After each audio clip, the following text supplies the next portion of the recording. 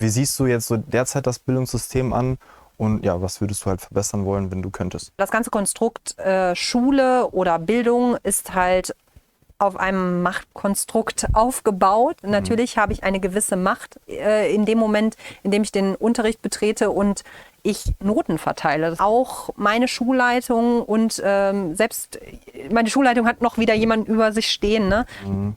Das ist einfach, wie unser System funktioniert. Das ist einfach schon sehr lange so, aber ich glaube, da braucht es definitiv neue Wege, weil wir tragen das natürlich auch an unsere Kinder heran und das ist einfach nicht mehr zeitgemäß. Dieses System ist entstanden zu einer Zeit, wo wir Kinder gefügig machen wollten. Wie gehst du halt so damit um, wenn jetzt ein Kind irgendwie aus der Reihe tanzt oder den Unterricht stört? Also eigentlich versuche ich immer darauf zu achten, warum macht das Kind das gerade? Will es Aufmerksamkeit haben oder braucht es vielleicht einfach mal eine Pause oder... Also da gibt es ja ganz viele verschiedene Arten, warum das Kind jetzt gerade so reagiert. Ne? Ja, klar. Wenn es jetzt durch eine Streitigkeit zum Beispiel kommt, dann natürlich versucht man erstmal den Streit zu klären. Oder ich frage das Kind einfach, was brauchst du jetzt gerade? Brauchst du jetzt gerade mal kurz irgendwie 5 Minuten an der frischen Luft? Oder möchtest du dich irgendwie, wir haben so eine, in manchen Klassen, man versucht auch, das war ganz witzig, da saßen wir letztens im Lehrerzimmer zusammen und haben dann auch dann hat meine Kollegin eine Arbeit korrigiert und hat dann immer gesagt, guck mal bitte, ob du noch irgendwo einen Punkt findest. Also man versucht schon zugunsten des Schülers eigentlich Punkte dann eher zu finden. Und man versucht auch, das war ganz witzig, da saßen wir letztens...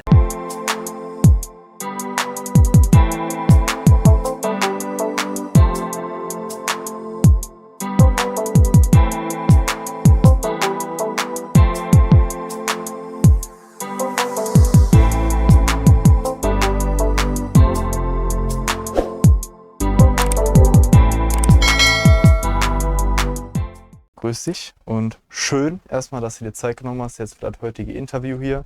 Dann wie immer am Anfang, ja, meine Gäste einmal gerne kurz vorstellen, wer du bist und vielleicht schon mal kurz anteasern, um was es dann heute gehen wird.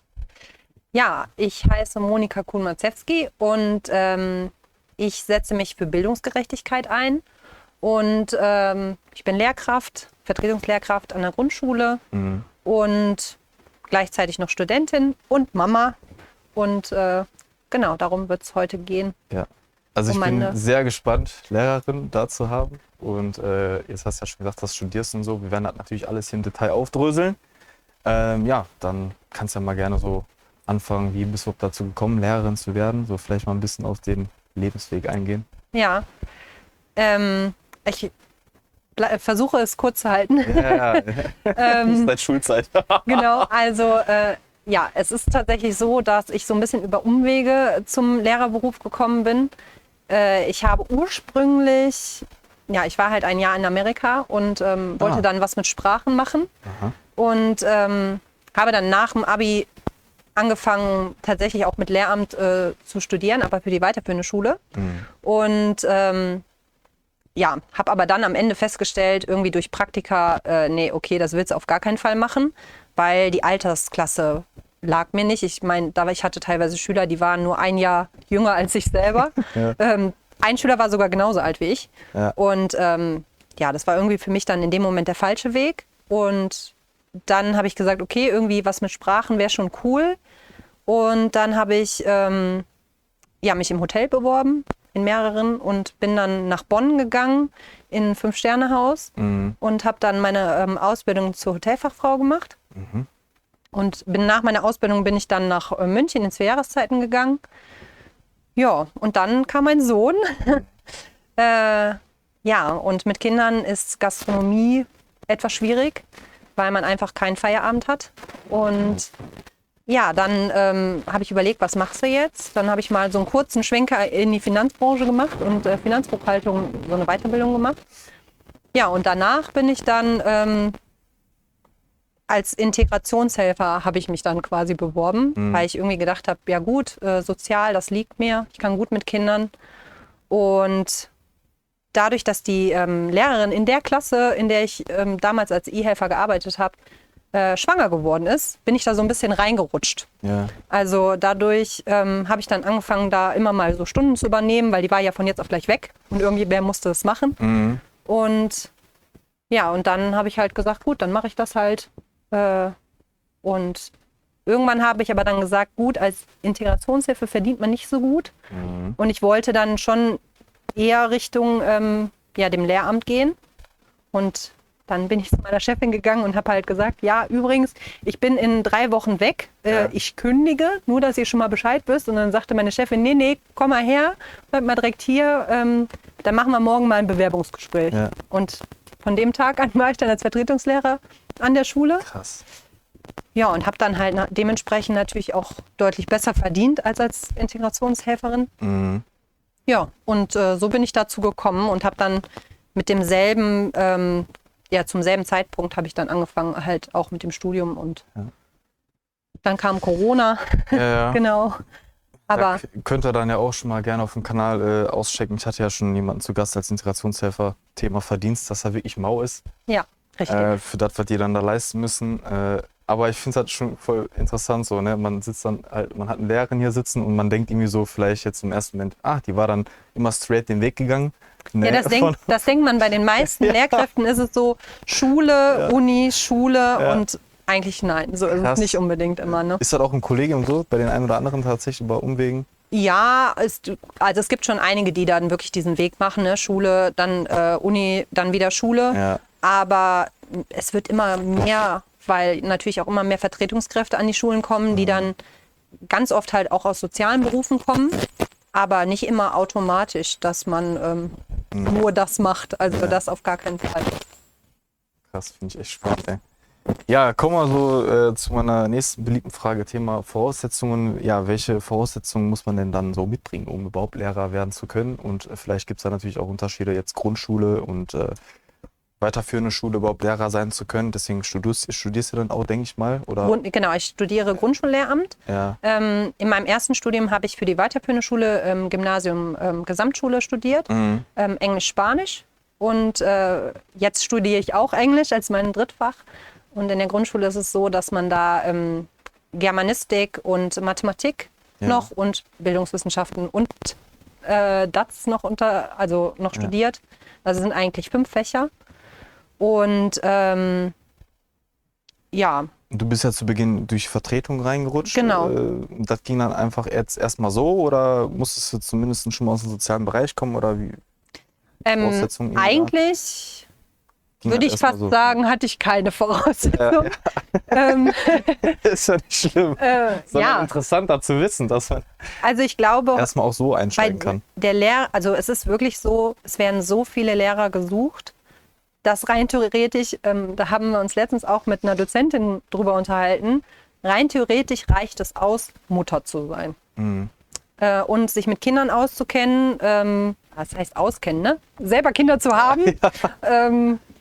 Natürlich ist das immer von Vorteil, wenn man sich pädagogisch da irgendwie schon auskennt oder schon als Erzieher gearbeitet hat oder so. Ja. Aber es ist nicht unbedingt zwingend notwendig. Ich meine, ich denke mal, ich hatte jetzt die Voraussetzung dadurch, dass ich halt schon mal Lehramt studiert hatte und auch in dem Bereich jetzt schon weiter studieren wollte. Ja. Aber es war zu dem Zeitpunkt jetzt nicht so, als hätte ich irgendwas abgeschlossen oder irgendwas, was ich da vorweisen könnte. Ne?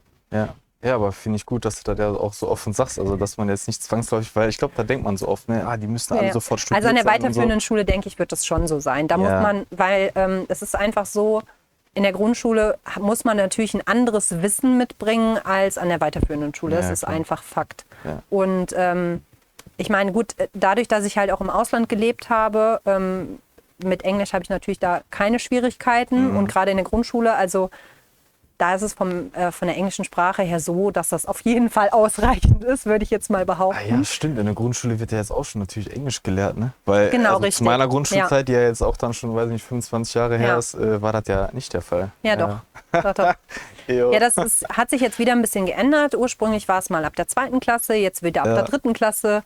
Mal gucken, was sich das Ministerium noch so alles einfallen lässt. Das finde ich ja schon mal eigentlich gut so, ne? Dass man so dann die Weltsprache... Obwohl ich sagen muss, ab der 1. Klasse, finde ich persönlich, macht es mehr Sinn. Weil jetzt nur bei uns jetzt das Beispiel, mein Sohn ist in einem bilingualen Kindergarten.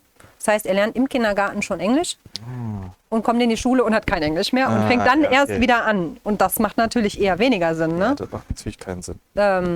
Ja, ich meine, die lernen im Kindergarten auch nur Ansätze, aber die entwickeln dann schon Gehör dafür oder können schon so ein paar Wörter und sind dann auch immer ganz stolz. Wir können schon Farben auf Englisch, yeah. Ja, also. Ja, cool, ey. Ja, die nächste Frage wäre jetzt gewesen, was du studierst. Hast ja schon gesagt, die Fächer, ich weiß nicht, kann man da irgendwie noch ein bisschen was näher drauf eingehen, in welche Themen oder Module? Oder ist das einfach so, wenn man jetzt Spanisch lernt, lernt man Spanisch, oder? Nee, das ist schon ein bisschen unterteilt. Ja, dann, genau, dann geht also, ja, also fange ich jetzt am besten mal mit den Sprachen an, das ist am einfachsten. Da ist es tatsächlich so, es ist in Literatur und in Linguistik unterteilt. Das ist so grundlegend, sage ich mal, der Unterschied. Und dann gibt es zum Beispiel auch im Mathematikbereich, dass man dann halt einmal den mathematischen Bereich abdeckt. Ob das immer sinnvoll ist, ist die andere Frage. Und dann gleichzeitig lernt man aber auch noch Didaktik. Also wie bringe ich das den Kindern bei? Welche verschiedenen Rechenarten gibt es da und wie kann ich das den Kindern beibringen? Für Addition gibt es ja verschiedene Rechenverfahren, die ich dann anwenden kann. Wie bringe ich den Kindern das am besten bei? Ja. Wie wähle ich das Arbeitsmaterial vernünftig aus? Ja, also Dinge lernt man dann da und jetzt dann hat man zwischenzeitlich auch immer noch ein Praxissemester. Das kommt bei mir erst noch. Ein Praktikum hat man zwischendrin. Ja, der praktische Teil ist meiner Meinung nach ja nicht besonders hoch und nicht besonders viel und müsste eigentlich deutlich mehr sein. Okay. Das habe ich ja in meinem ersten Studium gemerkt. Ich hatte das Praktikum erst am Ende von meinem Grundstudium und habe dann aufgehört. Also das heißt eigentlich jetzt, das wurde ja jetzt schon geändert, jetzt mittlerweile machen die Erstsemester das ganz am Anfang und das ist auch total sinnvoll, weil man entscheidet sich ja nach so einem Praktikum vielleicht wirklich nochmal um, weil man dann das erste Mal tatsächlich in die Situation kommt, als Lehrkraft zu arbeiten. Ganz genau, ja. Und wenn man das dann erst nach 3 Jahren macht und dann feststellt, ist nichts für mich, dann hat man 3 Jahre einfach in den Sand gesetzt. Ne? Das Studium geht 5 Jahre. Okay, das ist Zeit. Und das ist Regelstudienzeit. Also 3 Jahre für den Bachelor, 2 Jahre für den Master. Dann kommt danach noch das Referendariat. Ja, was ich jetzt verkürzen kann als Mama auf 1 Jahr. Und dann erst ist man tatsächlich verbeamtet. Also 6 Jahre quasi, also 5 Jahre eigentlich dann. Ja, genau. Und dann Referendar, ja. Also und das heißt ja noch nicht, dass man tatsächlich in der Regelstudienzeit fertig wird. Also die meisten werden das nicht, was auch viel an den Unis liegt, weil ganz viele Kurse, dann hat man Pech, kommt nicht in den Kurs rein, aber den braucht man unbedingt und dementsprechend verzögert sich dann alles nach hinten. Ne? Ja, krass, hätte ich jetzt auch nicht gedacht, weil ich kenne halt jetzt nur so diese 5 bzw. 6 Jahre als Anwalt eben halt oder Medizinstudium. Ja. Aber das hat für Lehrer dann auch quasi auf Lehramt ist. Ja. Ah, krass, okay, ist eine lange Zeit. Ja, auf jeden Fall. So Abschlussprüfung, da habe ich ja auch aufgeschrieben, so kannst du da irgendwie so was sagen, wie wird die ungefähr aussehen? Weil das würde mich natürlich auch interessieren, was muss man dann quasi bestehen, um dann letztendlich auch Lehrer sein zu können? Also man hat in jedem einzelnen Fach hat man da nochmal Prüfungen natürlich, also da wird alles dann abgefragt, ne? Auch von Didaktik zu fachlichen Themen. Aber am Ende ist es ja, also wenn man wirklich ganz an den Ende geht, ist es ja dann so, dass man tatsächlich eine Unterrichtsstunde dann vorbereitet. Okay. Nach dieser Stunde, also das ist wirklich, ich sage immer, das ist eine Inszenierung. Ja. Spiegelt nicht den normalen Alltag wider, weil die Kinder sind natürlich darauf vorbereitet. Und okay. Dann, also es ist, ich meine, wie man das früher aus der Schule kennt. Also so von wegen, ja, da kommt jemand und da müsst ihr euch gut verhalten und ja, das ist schon eine sehr authentische Abschlussprüfung. Ja, genau. So wie es halt in Deutschland oft so ist. Ne? Ja, schön gestellt. Aber man soll halt da natürlich sein Können zeigen und man muss dann alles perfekt machen, alles schön einlaminieren und schön an die Tafel schreiben. Die meisten haben dann die Tafel schon vorgeschrieben und so Sachen halt. Ne? Tafeldienst fällt mir gerade ein. Wer macht danach dann die Tafel sauber? Ja, richtig, genau. Tafeldienst gibt es auch immer noch. Oh, herrlich, ey. Oh, geil, wie man einen auf die Mütze bekommt, wenn man den nicht gemacht hat. Das ist aber jetzt mittlerweile eigentlich, bei mir kriegt da keiner... Sorry, fällt mir gerade so spontan ein. Tafeldienst, da gab es immer eine ganze Liste, wo alle aufgeteilt waren. Zwei Leute haben wir auch eine immer Woche noch so. Oder so, Ja. Tafeldienst, Dinge, Pflegedienst, nach 20 Garderobendienst, ja. Ja, also, Herrlich. wenn man das alles noch selber machen würde, das wäre einfach zu viel. Ne? Geil. Und ja. Herrlich. Ja. Ja, ja, auf jeden Fall ist es dann so, dass man nach der Abschlussprüfung, wenn man halt diese Stunde quasi abgehalten hat, dann kommen dann noch Fragen. Aber was da genau abgefragt wird, habe ich mich jetzt noch nicht mit beschäftigt. Genau. Wirst du dann ja erfahren. Ist noch in Ferne. Ja, so jetzt im Studium würdest du das als schwierig einstufen oder, weil ich mir jetzt dann natürlich auch so denke, ne, für Leute, die das dann ja auch interessiert, irgendwie so Zeitmanagement ist ja dann auch wichtig, vor allem als Mama und so und ja, Genau. wie machst du das, wie viel Zeit nimmt das so in Anspruch pro Woche oder am Tag? Ja, also als du mich das gefragt hast, habe ich echt mal überlegt, wie viele Stunden ich tatsächlich so zu Hause sitze. Und also ich würde fast sagen, es ist halb-halb. Bei mir jetzt aktuell nicht, weil ich im Moment jetzt gerade keine eigene Klasse habe. Vorher hatte ich mit einer Kollegin zusammen eine Klasse und da sind dann natürlich viel mehr Sachen angefallen. Einfach auch Elterngespräche, dann ruft man hier nochmal eben an und macht da nochmal eben Elternsprechtag und umso mehr Fächer man natürlich hat, wo man korrigieren muss, das fällt natürlich auch stark ins Gewicht. Oh, ja. Aber ich würde sagen, also so einen Sonntag sitze ich auf jeden Fall. Ja. Egal, ob ich jetzt eine eigene Klasse habe oder nicht, weil irgendwas muss immer vorbereitet werden.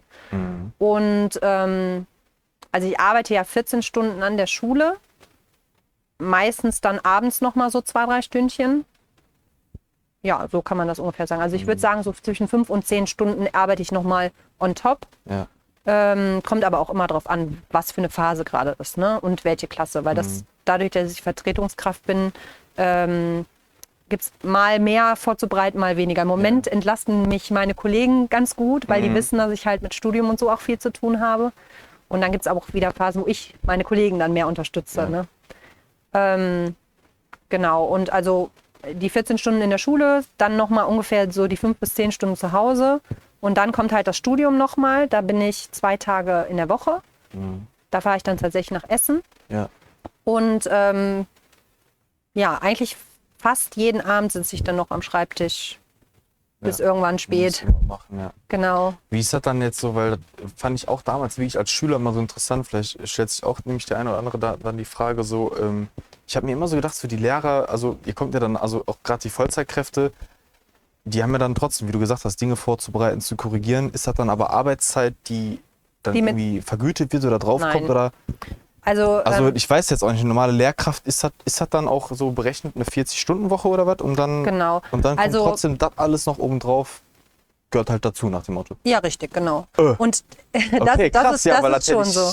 Nein, also das kriegt man nicht vergütet, weil es ist ja auch so, dass jede Lehrkraft unterschiedlich lange sitzt. Es kommt ja auch auf den eigenen Anspruch drauf an. Ne? Die eine Lehrkraft, die druckt sich vielleicht nur ein paar Blätter aus und macht das einfach so, teilt das mal eben aus.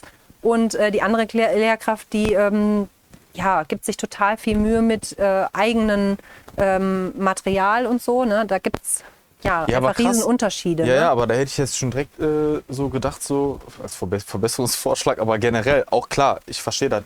Hier und da braucht man halt mal mehr oder weniger Zeit, je nach Fach. Aber ich meine, ich kenne es ja auch aus der Pflege. Du kannst ja für gewisse Dinge eine Pauschale zumindest als Extravergütung zahlen. So, deswegen, wie man das dann deklariert, ist ja wurscht. Vorbereitungszeit, extra Pauschale, 500 € brutto mehr oder so. Das hat dann trotzdem natürlich vielleicht jetzt nicht von Lehrer zu Lehrer gerecht ist, weil je nachdem muss man mal mehr, mal weniger vorbereiten, aber finde ich ehrlich gesagt nicht euch gegenüber gerechtfertigt dann, dass man da die Arbeit halt extra für Noppes machen muss. Würde ich ja auch nicht machen. Ja gut, ich meine, wir haben ja jetzt kein ganz schlechtes Gehalt. Ne? Da muss man ja schon sagen, es ist jetzt nicht ganz schlecht. Ich werde natürlich noch mal ganz anders vergütet als die verbeamteten Kräfte. Ja. Ne? Ich bin jetzt im öffentlichen Dienst. Ja, da gehen wir auch noch später ein. Verdienst dann genau und so. Richtig, genau. Aber es ist schon so, also die normale Arbeitszeit sind 28 Stunden an der Grundschule. Ich weiß nicht, ich glaube, auf der weiterführenden Schule sind es mehr. Und dazu kommt dann halt on top halt die, was auch immer, Korrekturen und Vorbereitungen, Elterngespräche und so weiter. Wir haben ja auch zusätzlich, das darf man ja auch nicht vergessen, wenn andere Eltern bei ihren Kindern schön bei den St. Martinsfesten oder sonst was dabei sind wir meistens gar nicht mit dabei. Meistens muss das mein Mann stemmen, weil wir arbeiten dann. Ja. Weil meistens ist es ja schon so, dass wenn mein Sohn St. Martin hat unsere Schule selber auch St. Martin. Ne? Mhm. Und das vergessen zum Beispiel auch viele. Ne?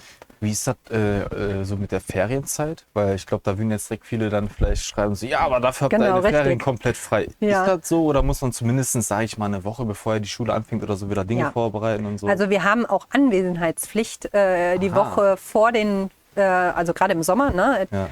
Manchmal ist es auch so, dass es am Anfang noch ist. Aber dieses Jahr zum Beispiel ist es am Ende der Ferien. Und dann haben wir auch Konferenz. Wir richten unsere Klassenräume ein. Wir kopieren schon mal. Die meisten haben schon mal für die ersten 3-4 Wochen schon mal die Unterrichtsmaterialien fertig. Ne? Und nee, da sind wir schon am Arbeiten. Ja, okay. Und man sagt eigentlich, wenn man so sieht, hat man eigentlich auch nur die Sommerferien, sag ich mal, länger Zeit. Ja. Und also Osterferien, jetzt Herbstferien oder so, dann ist meistens irgendwie, dass man, Herbstferien sind dann Laternen, die vorbereitet werden. In den Osterferien jetzt, da bereiten wir dann vielleicht schon das Sportfest vor, so Sachen. Also das sind alles Sachen, man muss ja schon etwas länger im Vorhinein die Sachen planen. Ne? Wir haben ein Zirkusprojekt an der Schule, was total toll ist, aber es muss natürlich auch vorbereitet werden von den Kollegen. Und ja, man darf diese ganzen Sachen, die man nebenher macht, darf man nicht vergessen. Ne? Wir müssen nicht, ja. alle möglichen Protokolle schreiben, Konferenzen, die wir so haben. Ne? Und ja, leider ist der Bürokratieaufwand relativ hoch. Und das nimmt natürlich auch viel Zeit nochmal in Anspruch, den wir vielleicht besser für Unterrichtsvorbereitung gebrauchen könnten, aber ja. Ja, da kommen wir ja bestimmt gleich auch noch drauf zu sprechen. Ne? Genau. Das ist ein Thema, was man dann verbessern kann. Ja, was mich natürlich jetzt interessiert und wahrscheinlich auch viele so draußen, hast ja hier und da schon jetzt gesagt, wegen Vorbereiten, Nachbereiten, Korrigieren und so, aber jetzt so zum Thema Aufgaben, was fällt jetzt so alles darunter? Also deswegen sage ich mal eigentlich ganz typisch, nehmen wir uns mal einfach so mit auf den Tag bei dir, wenn jetzt dann Schule halt hast.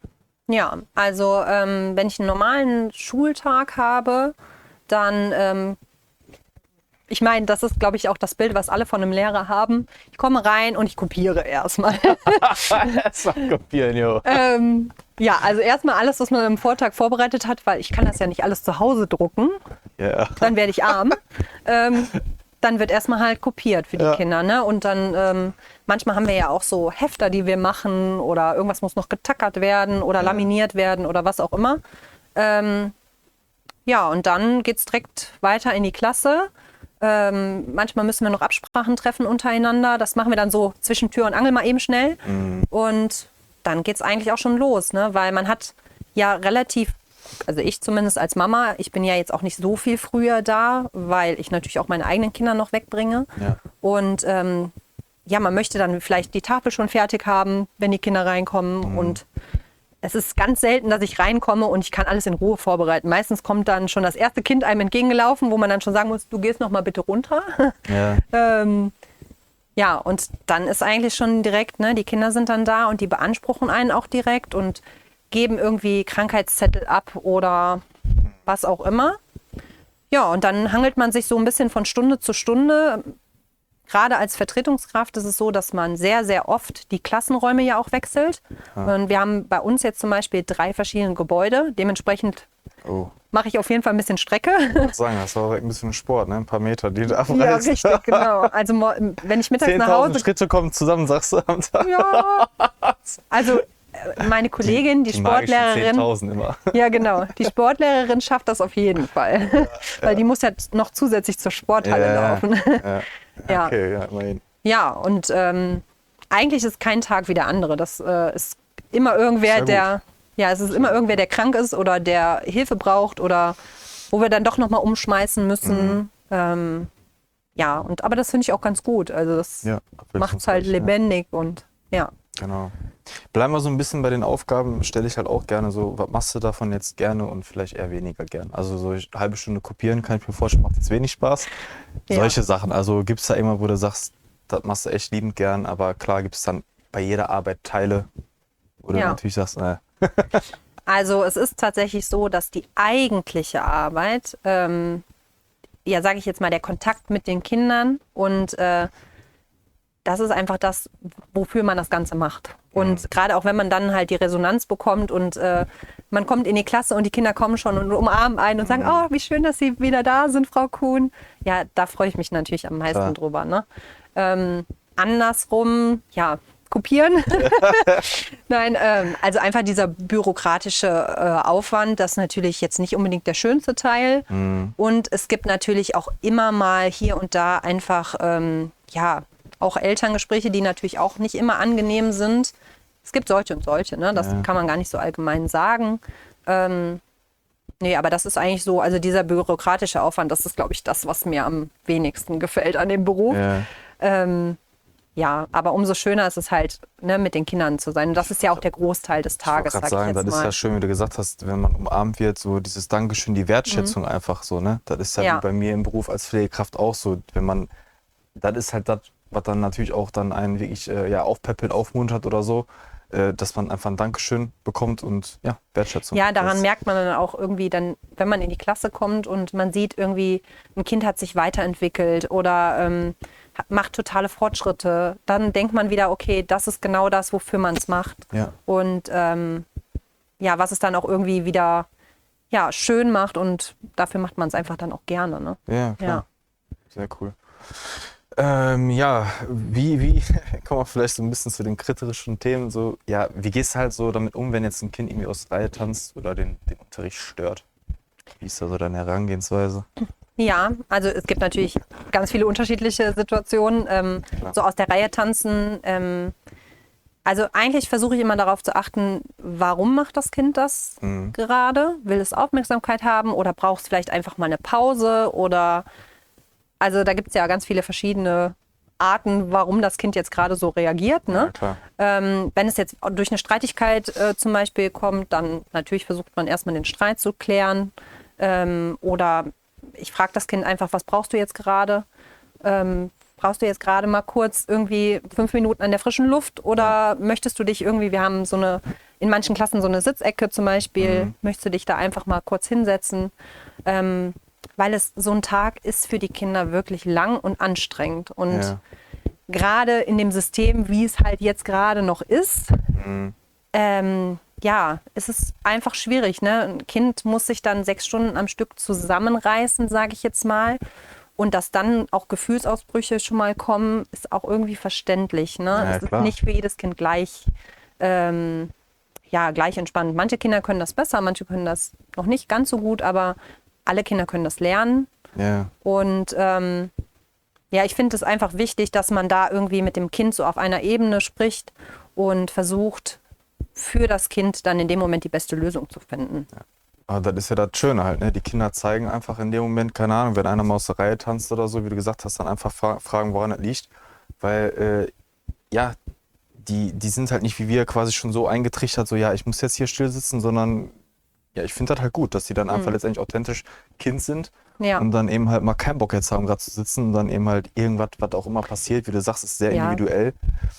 Also es gibt natürlich auch nicht immer die Möglichkeit, jetzt allen Bedürfnissen nachzukommen. Ne? Ja. Das kann man auch alleine gar nicht stemmen. Ja. Dafür bräuchte man einfach auch viel mehr Personal. Aber tatsächlich, es gibt halt Situationen, wo man das machen kann. Und dann lasse ich das auch gerne mal so ein bisschen so laufen und schaue nach den Bedürfnissen. Es gibt natürlich andere Situationen, wenn wir jetzt gerade eine Klassenarbeit schreiben oder so. Ja. Da geht es natürlich dann weniger. Ja, klar. Wenn dann alle Radau machen, ist ein bisschen schlecht. Ja, richtig. Und so. Genau.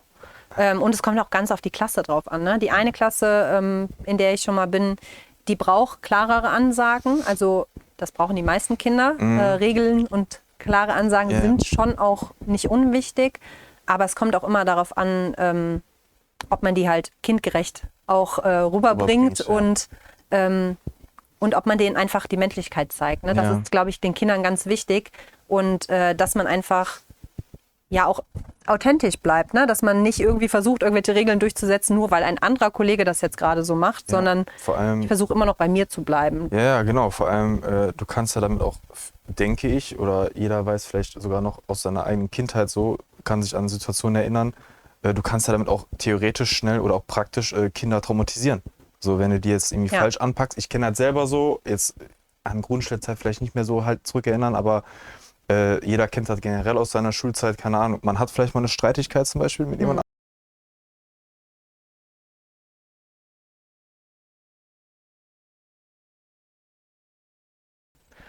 Ist ja auch normal, wie halt das schon. gegenüber jedem Mensch. Also trotzdem sind ja Kinder Menschen so. Aber ich habe das ganz selten, dass ich jetzt zum Beispiel, also dass ich Kinder nicht mag. Das kann ich gar nicht so sagen, also dass ich Kinder mal nicht mag.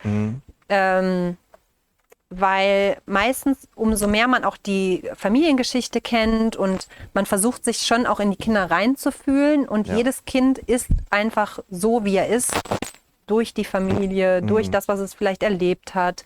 Und ich glaube, gerade bei Kindern ist es schon auch so, dass man da irgendwie noch viel, viel mehr Verständnis auch einfach hat. Ne? Ja. Also wenn ein Kind zum Beispiel die ganze Zeit reinruft und natürlich ist man als Lehrkraft dann auch schon mal genervt. Ja, klar. Aber man kann es vielleicht nachvollziehen. Ne? Und das macht halt den großen Unterschied, wo ich denke, da kann man schon ein bisschen die Kinder zumindest fair behandeln. Ne? Ja. Also das auf jeden Fall. Kann man nicht nur, sollte man auch. Genau. Ne? Finde ich gut, dass du ja auch sagst, dann vor allem als Grundschullehrer anscheinend sollte man sich vor allem auch mit den ganzen dahinter beschäftigen, also sprich familiäre Situation. Genau. Weil ich würde jetzt mal fast behaupten, gerade auf der weiterführenden Schule würde sowas halt eher weniger gemacht werden, dass man sich mit dem Background beschäftigt, weil nach dem Motto man ja auch davon vielleicht ausgeht, so ab 5., 6. Klasse, die haben jetzt schon den Systemen, den Regeln zu folgen, die müssten ja eigentlich schon jetzt erzogen sein. Und dabei wäre das ja eigentlich auch wichtig, genau da auch mal hinzuschauen. Und dann einfach zumindest, wie du gesagt hast, einfach das Verständnis dafür zu haben. Das halt trotzdem natürlich dann gerade in dem Moment nervt, wenn da einer 20 Mal oder was weiß ich, ist ja klar. Aber ja, das ist ja schon mal cool, dass man dann da ja, also ich denke auch, dass auf der weiterführenden Schule geht man einfach oft davon aus, dass Kinder sich schon selber so regulieren können, ne? Dass die das einfach hinkriegen sollten. Ja. Dass unser System das einfach auch gar nicht so hergibt, dass es auch anders läuft. Ne? Ja. Aber ja, ich denke da einfach, an der Grundschule sind wir dann doch ein bisschen familiärer auch noch. Natürlich sind die Klassen sind genauso groß wie auf der weiterführenden Schule. Aber ja, man hat noch einen anderen Bezug, glaube ich, zu den Kindern. Ja. Ich persönlich zum Beispiel, ich versuche auch, wenn ich in Klassen öfters bin, auch mit zu Ausflügen zu gehen. Da kommen ja dann auch schon mal Eltern auch mit. Und ich hatte diesen einen Jahrgang, den ich mit meiner Kollegin zusammen gemacht habe, da kannte ich auch alle Eltern persönlich und war auch immer mit bei den Elternabenden und so. Und das baut natürlich auch ein ganz anderes Vertrauen auf. Und umso mehr Vertrauen wir auch mit den Eltern haben tatsächlich, desto angenehmer und desto schöner ist es auch mit den Kindern. Weil die Kinder, die merken das sofort. Ne? Ja. Also für die ist der Raum Schule, die sind ja so viele Stunden auch in der Schule, so ein bisschen wie ein zweites Zuhause. Ne? Ja. Also, und so sehe ich das auch. Also ich finde es total wichtig, dass der Klassenraum auch so ein bisschen so ein Safe Room ist und die auch da so ein bisschen sie selber auch sein können und sich nicht mega verstellen müssen. Ne? Ja, klar. Ja. Passend dazu, zu der Frage, so jetzt wegen den Lieblingsschüler, nochmal so darauf aufbauend, Thema so Bewertung, weil kann ja jetzt trotzdem sein, habe ich mich auch damals tatsächlich immer gefragt, so, ja, werden dann eben halt die Schüler, die jetzt so die Lieblingsschüler oder die einfach gut sind, auch wirklich mal gute Leistungen liefern, werden die dann auch anders bewertet oder sagt man, nein, ich habe natürlich jetzt hier einfach eine Klassenarbeit vor mir liegen und natürlich wird das alles so bewertet, wie das ist, aber vielleicht jetzt auch in der mündlichen Bewertung, dass du vielleicht sogar sagst, okay, die jetzt ruhiger sind, wie du gerade schon so ein bisschen angeteasert hast, sage ich mal so, dann freut man sich auch vielleicht noch mehr als Lehrkraft, dann meldet sich mal jemand und dass man sagt, okay, auch zu deinen Gunsten, fände ich dann ja auch gut, bewerte ich das mal ein bisschen besser für dich. Nach dem Motto, wenn du dich mal 5-mal die Woche meldest, ist schon gut. So. Also es ist ja so, in der 1. und 2. Klasse haben die Kinder ja noch keine Noten. Ah, okay, gut. Das weiß ich gar nicht, damals bei mir. Ich glaube, da ist es schon so, die haben dann noch ein schriftliches Zeugnis. Und da muss ich sagen, da bin ich auch ein großer Freund von, weil es einfach viel aussagekräftiger ist als jede Note, die man geben kann. Das Notensystem an sich ist jetzt auch nicht unbedingt immer so ganz sinnvoll, aber es ist ja nun mal so, wir müssen es so machen. Ja, klar. Und also die Noten, die wir jetzt anhand von irgendwelchen Arbeiten oder so machen, die sind eigentlich eigentlich immer fair. Das auf jeden Fall.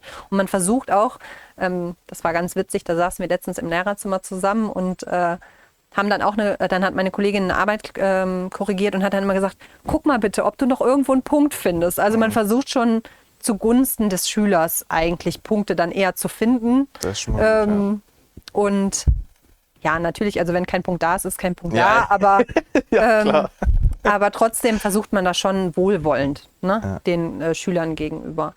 Im mündlichen und sage ich jetzt mal zum Beispiel im Kunstunterricht, da ist es dann schon auch ein bisschen mehr subjektiv. Natürlich gibt es da auch Kriterien, nach denen man Sachen bewertet. Auch Kunst kann man bewerten. Ja. Aber ich glaube, da ist es einfach auch subjektiv. Ja. Ne? Das hat nichts mit Gefallen zu tun. Aber man sieht natürlich, der eine hat sich viel mehr Mühe gegeben als der andere. Man vergleicht dann auch schon mal ein bisschen miteinander. Natürlich möchte man eigentlich nicht vergleichen, aber man tut es irgendwie schon automatisch. Ja, und das machen halt einfach Noten, ne? Dadurch macht man Menschen einfach ja auch vergleichbar, ne? Ja, ich meine, klar, also gerade im Bereich Kunst, also gegenüber Kindern, aber wenn jetzt zum Beispiel die Aufgabe ist, mal ein Haus und mal ein Mensch, sage ich jetzt mal, oder eine Familie oder so, und der eine malt jetzt wirklich nur Strichmännchen und der andere sieht man aber vor allem auch vielleicht, dass sogar Talent da ist, ist ja klar, dass man dann da anders bewertet. Aber wenn ich sehe, das Kind hat sich mit dem Strichmännchen richtig viel Mühe gegeben und kriegt es einfach nicht besser hin, würde ich jetzt nicht deswegen eine total schlechte Note geben. Ne? Ja. Also ich finde schon, dass das auch mit einfließt, wie sich ein Kind einfach auch bemüht. Ne? Natürlich, wenn ich jetzt jemanden Deutsch-Aufsatz hat und der bemüht sich noch so sehr, aber es ist alles falsch, klar, da kann ich natürlich dann keine bessere Note für geben. Ne? Ja, okay. Ja, gut, dass du das nochmal sagst, klar, die Mühe spielt auch eine Rolle. Ja, kommen wir mal zum nächsten brisanteren Thema, vielleicht so Thema Mobbing, weil es ja auch wirklich natürlich an vielen Schulen so eine Thematik. Ich weiß jetzt nicht, vielleicht bei kleinen Kindern ist das ja auch eher vielleicht noch eine eher unbewusstere Sache, dass die Mitschüler oder so ärgern, aber gut, ich sag mal 4. Klasse oder so ist ja vielleicht auch schon das Bewusstsein schon wieder anders als in der 1. Klasse. Deswegen generell, so was würdest du dazu sagen, wie gehen vor allem aus Seiten der Lehrerschaft also ihr mit Mobbing unter den Schülern? Ist da eher so drüber hinwegsehen oder guckt man schon, dass man da... Nee, also das auf gar keinen Fall. Also da muss ich auch sagen, wir haben ein sehr, sehr gutes Kollegium und wir sprechen auch viel auch untereinander, wenn irgendwo was ist. Meine Kollegen wissen sofort Bescheid, was für Streitigkeiten da gerade im Gange sind. Wir hatten tatsächlich mal den Fall, das ist jetzt auch schon, die Schüler sind auch schon längst nicht mehr bei uns an der Schule. Gab es wirklich einen Mobbing-Fall, sage ich jetzt mal, in so einer WhatsApp-Gruppe. Es ist ja leider so, dass mittlerweile auch Grundschüler schon WhatsApp-Gruppen haben, meistens 3., 4. Klasse. Krass, und wenn die Kinder aber nicht vorher gelernt haben, wie man damit umgeht, schreiben die einfach irgendwas. Ja. Und dadurch, dass man sich natürlich, also das kennt man ja selber auch, man fühlt sich in gewisser Weise anonymer, schreibt man manchmal vielleicht auch Dinge, die man gar nicht so meint. Und gerade Kinder müssen da irgendwie sensibel rangeführt werden erst. Und deswegen bin ich da auch kein Freund von solchen WhatsApp-Klassengruppen. Ja. Wenn dann vielleicht mit Eltern drinnen, aber nicht nur die Kinder, weil da gab es dann die Fälle, dann haben die einfach irgendein Kind rausgeschmissen, haben dann über das Kind geredet, haben das Kind dann hinterher wieder hinzugefügt und sowas gibt natürlich immer Ärger und ja, trägt einfach auch nicht zu einem guten Klassenklima bei. Ne? Ja, aber als Lehrkräfte kann ich schon sagen, sind wir da schon sehr bemüht und versuchen da auch immer, wenn wir irgendwie irgendwas hören, wir sprechen immer mit den Kindern darüber. Also wir versuchen das nie unter den Tisch fallen zu lassen oder so. Es gibt ganz sicher Schulen, wo das anders läuft, wo Lehrer vielleicht entweder nicht die Zeit haben oder sich die Zeit vielleicht auch nicht nehmen wollen. Ja. Solche Beispiele gibt es natürlich auch immer. Aber bei uns kann ich da sagen, sind wir gut aufgestellt. Ja. Doch. Ja. Also wir haben sehr sensible Lehrkräfte dabei. Und das wird eigentlich immer thematisiert. Okay. Ja, wie sieht das so dann unter euch im Kollegium aus? Gibt es da irgendwie so vielleicht Thema Mobbing, gibt es da auch unter Kollegen halt? Weil mir fiel halt auch so ein, die Frage, wenn ich jetzt wieder an meine Schulzeit gedacht habe, da gab es ja echt, ich meine klar, weiterführende Schule ist auch größer, da hast du dann, keine Ahnung, zig hunderte Schüler, dementsprechend mehr Lehrer und da gab es schon dann halt für uns ja auch mal als Schüler so ein paar spezielle Lehrer, die sich dann speziell gekleidet haben. Wir hatten zum Beispiel einen, egal bei welcher Jahreszeit, der hat immer Sandalen und nackte Füße gehabt. Für uns war das dann immer mega Renner. Ja, da war so ein Physik- und Mathelehrer und der hatte auch immer die gleichen Klamotten an. Der hat auch echt nicht gut gerochen, muss man dazu sagen. Solche Sachen halt, ja, aber deswegen kann man ja zum Beispiel durch solche Dinge, man wäre jetzt vielleicht auch ganz normal von der Unterhaltung her oder von der Kleidung her, aber zum Beispiel man würde dann stinken, ja, keine Ahnung, wird man dann schon ausgegrenzt oder so. Mhm. Also gibt es da bei euch auch so? Also das haben wir bei uns an der Schule gar nicht. Ja. Und wir verstehen uns eigentlich alle wirklich gut. Wir sind halt alles Frauen. Das auch noch, ja, okay. Also wir haben in dem Betreuungsbereich haben wir 2 Männer dabei, bei uns im Lehrerkollegium nicht. Wir arbeiten natürlich sehr, sehr eng mit der Betreuung zusammen. Dementsprechend, wenn wir mal einen Mann brauchen, wegen irgendwelchen Streitigkeiten oder so, dann holen wir uns schon mal jemanden aus der Betreuung. Ja. Und wie es halt so ist, Frauen reden natürlich viel. Ja.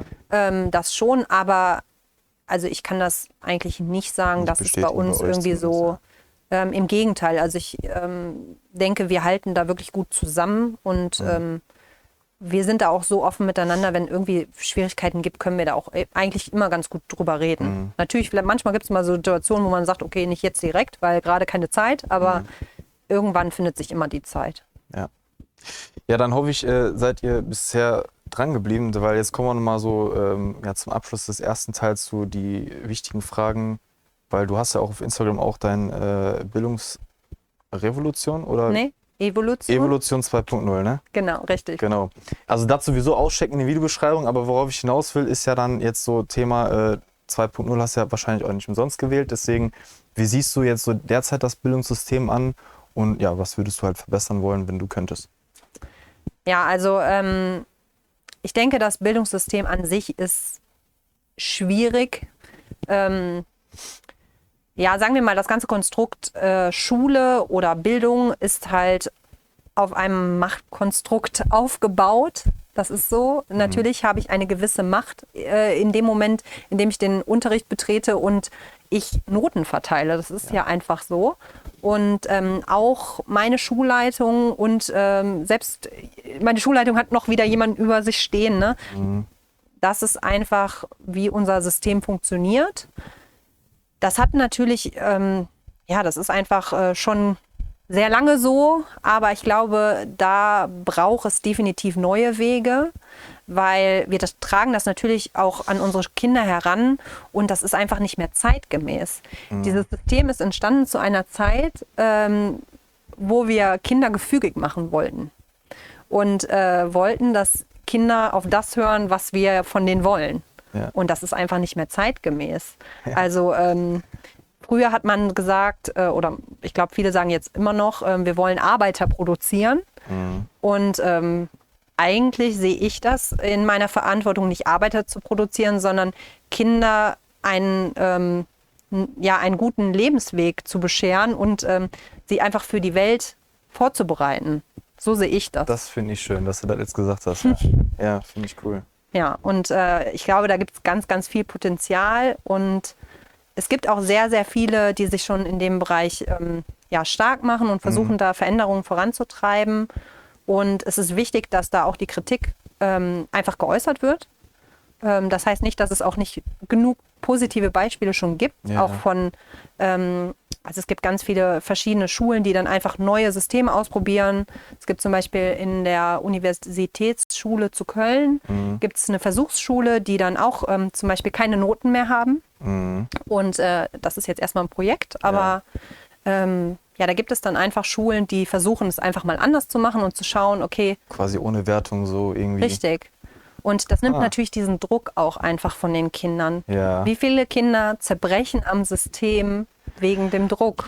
Ja, ich muss dazu kurz eine Anekdote erzählen, weil ich werde nie vergessen, meine allererste Note in der weiterführenden Schule, 5. Klasse. Und vor allem, du musst dir vorstellen, ich hatte Grundschule auch, da weiß ich ja selber, nur 1 und 2. So. Das heißt, ich weiß noch ganz genau, ich saß mit meiner Mutter da und dann, für was würden sie den empfehlen? Und dann kam direkt so, ja, Klar, nur Gymnasium. Nach dem Motto, wo sie noch sich Gedanken gemacht hat, ist das überhaupt richtig so. Dann kommst du aufs Gymnasium, du denkst natürlich, du bist halt gut, ne? So. So, ja, erste Arbeit, das weiß ich sogar bis heute noch. Ja, das ist quasi, ja, deswegen Traumata. Ja, also ich weiß noch, wie ich heute nach Hause laufe und dann hatte ich direkt, die erste Note war eine 5. Klassen war Diktat, nennt sich das ja, glaube ich. Ja, Diktat, so, wir sollten Diktat schreiben. 5. Und da weiß ich auch noch, klar, habe ich auch von Schulweg nach Hause dann fast nur geheult, so, weil ich mir dachte, meine Mutter ist nur 1 und 2 gewöhnt. Und jetzt kommt auch noch die allererste Note nach Hause, 5. Boah, Alter, ja. Man setzt sich dann ja auch selber unter jetzt nach, ich werde jetzt 31, also selbst nach 20 Jahren weiß ich noch den Weg und ja, das deswegen. prägt einen natürlich. Und da darf man nicht unterschätzen. Das sind solche Sachen out of the box, out of the system quasi, so wertungsfrei zu sein, quasi mal als Pilot mäßig so. Also ich werde mir diese Schule zum Beispiel auch anschauen und finde das mega spannend, einfach mal zu sehen, funktioniert das auch wirklich? Natürlich kann es auch, also ich meine, ich bin ja auch noch in einem Lernprozess, dadurch, dass ich ja selber noch auch in der Uni bin und ich weiß ganz sicher auch noch lange nicht alles. Weiß man so wahrscheinlich auch am Ende noch nicht, aber es ist schon auch so, dass Kinder diesen Druck oft nicht gewachsen sind. Es gibt welche, die können damit besser umgehen, welche können damit schlechter umgehen, aber ja, irgendwie geht es doch gar nicht darum. Ne? Eigentlich, denke ich, geht es doch eher darum, dass die Kinder Freude am Lernen haben. Wenn man so die Entwicklungen sieht, wenn Kinder in den Kindergarten kommen, sind sie total neugierig und wollen alles entdecken und auch Sachen, die sie nicht kennen. Ne? Und eigentlich gewöhnen wir den Kindern das immer mehr ab. Das ist ja auch dieses kritikfähig sein und so. Ne? Diese Kinder sind das gar nicht gewohnt, weil sie in der Schule gelernt haben, ich muss funktionieren. Ich kann nicht keine Fragen stellen, ist ja auch falsch, aber es wird den Kindern so ein bisschen abtrainiert, ne? Dieses eigenständige Denken und... Also ich kann das nachempfinden, was du jetzt gerade sagst, weil wenn ich jetzt gerade, nachdem, wo du das gesagt hast, so drüber nachdenke, dass man, auch wenn man jetzt sich an seine erste, zweite Klasse oder so vielleicht nicht so stark erinnern kann, aber dieses Abtrainieren, weil was passiert mit jedem, gerade auf weiterführende Schule, oder es gibt ja viele Kinder, die eben halt jeden Tag sagen, morgen wieder zur Schule, morgen wieder zur Schule. Ja, und woher rührt das? Natürlich unter anderem auch aus solchen Gründen, ne? Weil man das die abtrainiert. Das 10.000. Arbeitsblatt. Genau, und durch diese ganzen strikten Regularien oder so dann abtrainiert hat, unter anderem natürlich auch das Wertungssystem, klar, weil man direkt weiß, jetzt sitze ich da morgen wieder und ich werde halt eigentlich von morgens bis abends nur bewertet. Genau. So. Ja, also das ist so schade, ne? Weil wenn du ja die Freude am Lernen den Leuten beibehältst, dann, weil was ist ja letztendlich das Ziel? Das Ziel ist es ja, dass man den Leuten vermitteln soll, dass das ankommt. So, richtig, und dass die Leute das ja den Stoff, wie man so schön sagt, können. Richtig. Ob jetzt als Kleinkind oder als Jugendlicher. Ja. So, deswegen eigentlich finde ich voll spannend. Also da muss ich mich auf jeden Fall mal auf dem Laufenden halten, auch durch deinen Insta-Kanal, aber auch so, wenn du da mal hingehst, wie das da ankommt in diese Uni da. Weil, generell... Ja, genau, es ist eine Schule, die halt von der Uni unterstützt wird. Ja. Und ich habe jetzt noch nicht ganz genau recherchiert, aber ich glaube, da sind auch dann Studenten, die dann wie so ein Projekt dann da machen und dann halt versuchen, die Dinge einfach anders zu lösen. Das wäre nämlich echt interessant. Also da wäre auch echt ein schöner Verbesserungspunkt, wo ich mir jetzt überlege, klar, Gegenargumentation wäre vielleicht von einigen, die dann sagen würden, ja gut, wir machen das aber auch mit Wertung oder so, weil wer verspürt dann noch einen Drang für das, was er da lernen muss, vor allem im Studium, aber das dafür zu lernen. Interessante ist ja, dass Kinder, wenn sie nicht bewertet werden, viel, irgendwie, sag ich mal, mehr bei der Sache sind. Und gerade wenn man so Projekte hat, die die Kinder wirklich interessieren. Es ist ja so, es gibt ja ganz viele tolle Sachen und viele Lehrkräfte machen ja schon richtig gute Sachen. Ja. Aber oft scheitert es einfach auch daran, dass wir zu wenige Leute sind und man einfach nicht immer genug Zeit hat für. Ich kann nicht für einen Unterricht 10 Stunden vorbereiten. Ne? Das ist einfach Fakt. Ne? Aber wenn man dann so Projekte hat, wo die Kinder Spaß dran haben, dann blühen die total auf. Ne? Und dann erst kann man das eigentliche Potenzial von den Kindern sehen. Ne? Und ja, das geht bei Noten ganz oft verloren, weil Kinder nur darauf hinarbeiten. Und das ist ja auch so diese typische Schülerfrage, was muss ich denn für den Test können? Ja, stimmt. Da wird dann schon alles ausgeklammert automatisch, zu sagen, ja, nee, das muss ich nicht wissen, das muss ich nicht wissen. Ja. Aber eigentlich will man ja den Zusammenhang auch verstehen von gewissen Dingen. Genau, und vor allem, du hast ja auch im Nachgang hinterher dann kein angewandtes Wissen. Also du kannst das Wissen schlecht anwenden. Im Sinne, worauf ich jetzt hinaus möchte, ist, ich kenne das ja selber auch durch Studienzeit und so, durch mein Studium und so. Du hast ja letztendlich nur für Klausur gelernt. Und Richtig. voll viele hingelernt und voll viele kennen das ja selber. Ich ja auch. Dann sagt man auch schon vorher sogar so typisch, ja, frag mich mal 2-3 Wochen nach der Klausur, als ob ich da noch irgendwas von weiß. Geht mir im Studium jetzt genauso. Ja, ja, aber das ist ja das Gute, sondern eher, wenn man dieses ganze Freie, also aus freien Stücken machen würde und dann ja wirklich, ja, keine Ahnung, wie jetzt Leute vielleicht sich nebenbei Selbstständigkeit oder so aufbauen, so dein Business aufbaust, dann machst du halt ja aus Herzblut, hoffentlich, aus Leidenschaft und dann weiß man natürlich die ganzen Sachen und eignet sich halt an oder das, was man heute gelernt hat, weiß man auch noch in einem Jahr. Richtig, so, ne? ja. Das ist echt voll interessant, also was die Uni dann da probiert.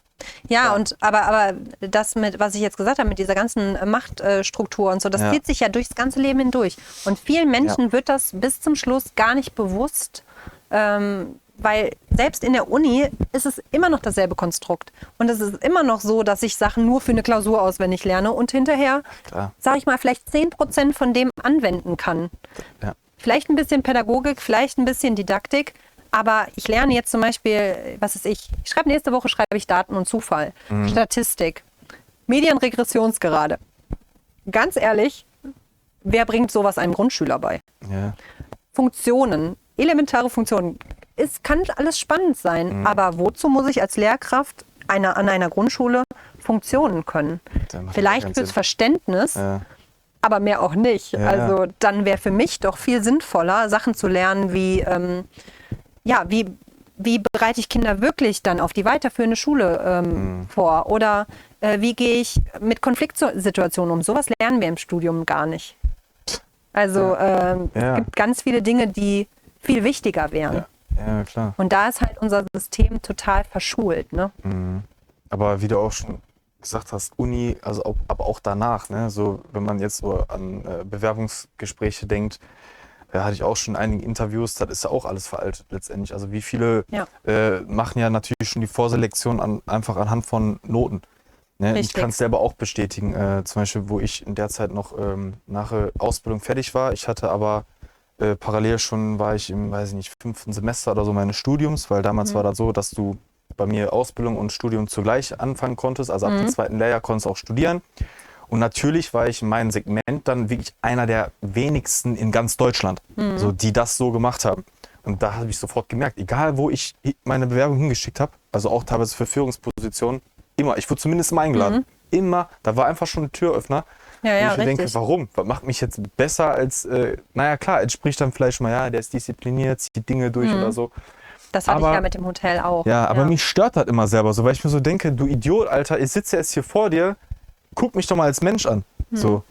Was juckt dich da? Aber das ist ja wieder das, was ich gesagt habe. Das ist diese Vergleichbarkeit, die man durchs Schulsystem versucht zu schaffen mit den Noten. Ja. Aber eigentlich wäre es ja viel sinnvoller, wenn man auch so wie in der Grundschule ein schriftliches Zeugnis bekommt und man erfährt, okay, die Person ist sozial super, die Person ist sehr organisiert, die Person kann was auch immer. Ne? Also das wäre ja irgendwie total viel sinnvoller. Dann bräuchte man vielleicht auch gar nicht 20 Leute einladen, sondern nur 3. Ne? Ja, stimmt.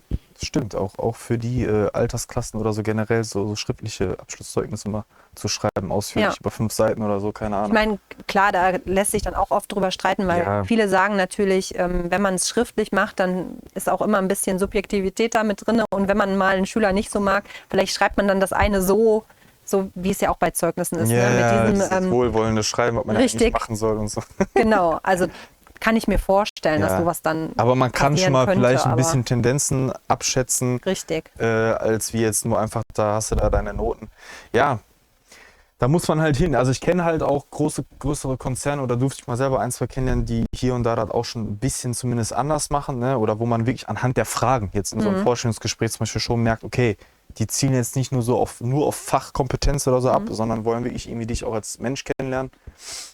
Aber trotzdem, wir reden ja immer so vom Durchschnitt. Halt heißt, der Regelfall ist halt immer noch alles so, wie es jetzt halt ist. Ja, richtig. Ja. Also ich fand es total interessant. In meiner Hotelfachausbildung, mein erstes Vorstellungsgespräch war die Frage, wenn du einen Gast vor dir stehen hast und der ist jetzt, sag ich mal, Brad Pitt, was machst du dann? Und das war zum Beispiel, fand ich super damals, weil also ich habe natürlich total falsch reagiert. Aber es ist natürlich auch menschlich. Ich habe nämlich natürlich gesagt, nein, ich würde natürlich den, der zuerst vor mir steht, den würde ich bevorzugen. Ist natürlich im Hotel die falsche Antwort, weil wenn Brad Pitt kommt, hat der Vorrang. Und aber das zeigt halt auch wieder, durch solche Fragen in den Bewerbungsgesprächen findet man ja viel mehr über die Persönlichkeit heraus, weil ich dann in dem Moment ja einfach menschlich, sag ich mal, geantwortet habe, gesagt, natürlich ist der vor mir ist, sag ich mal, die wichtigste Person, als über eine Note. Ja. Da findet man ja viel, viel mehr darüber raus. Ne? Also ich hätte sogar die Antwort als richtig empfunden, weil auch wenn dann Brad Pitt reinkommt, ist auch nur ein Mensch. So. Ja, aber in der 5-Sterne-Gastronomie ist das, Gastronomie oder Hotellerie ist es anders. Ja, da sprechen wir dann auch wieder halt von so fest fermentierte Regularien und so muss das beim 5-Sterne-Dings sein. Ja. Naja, kommen wir so zu der letzten Frage. Da mal echt, ja, man merkt schon, die eine Frage, da kann man schon ein ganz eigenes Interview eigentlich machen. Bildungssystem an sich. Ja. Wirklich. Die Schulen an sich, wie sind die finanziell aufgebaut? Und dann würden wir nach der Beantwortung Teil 1 dann ausschließen. Ja, also wer sich auf meinem Kanal schon mal umgeschaut hat, da habe ich zuletzt auch einen Post dazu verfasst, dass Schulen eigentlich total unterfinanziert sind.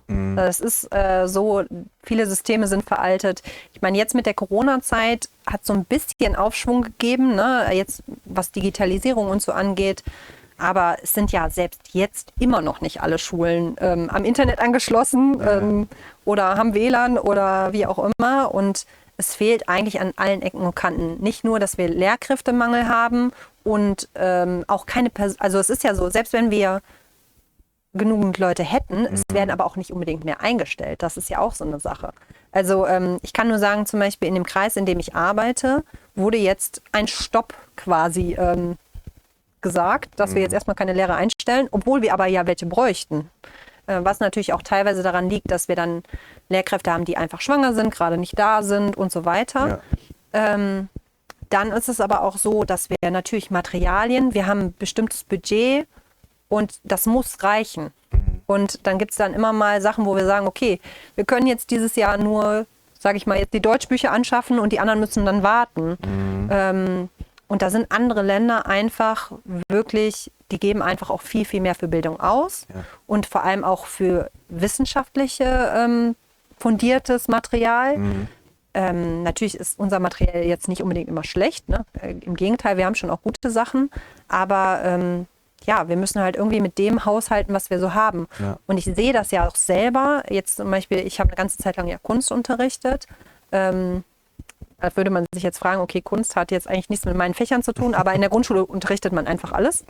Aber da habe ich auch selber sehr viel Geld in die Hand genommen schon. Ach, okay. Weil wenn Materialien nicht da sind und ich möchte aber unbedingt das mit den Kindern basteln, ich bin jetzt nicht die Person, die dann sagt, nee, dann können wir das nicht machen, sondern ich sehe ja, wie die Kinder auch aufblühen, je nachdem, was man so mit denen macht, freuen die sich ja auch total.